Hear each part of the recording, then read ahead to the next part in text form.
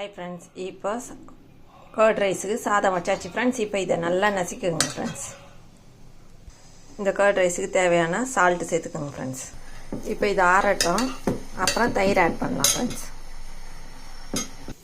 Hi friends, இப்போ தயிர் சாதத்துக்கு இதை திராட்சையை வறுத்து போட்டுடலாம் ஃப்ரெண்ட்ஸ். இப்போ இதில் ஆட் பண்ணிக்கோங்க. கருவேப்பிலை ஆட் பண்ணி இல்லை கடுகு தாளிச்சிக்கலாம் ஃப்ரெண்ட்ஸ். பெருங்காயம் ஆட் பண்ணிக்கலாம். காஞ்ச மிளகா ஒரு பச்சை மிளகா ஆட் பண்ணிக்கலாம். இப்போ இந்த எண்ணெயில் கொஞ்சமாக இஞ்சி நல்லா நசுக்கி ஆட் பண்ணிக்கலாம். இப்போ இதில் இஞ்சி ஆட் பண்ணிவிடும். இப்போ இதில் கொஞ்சமாக பால் ஆட் பண்ணிக்கோங்க.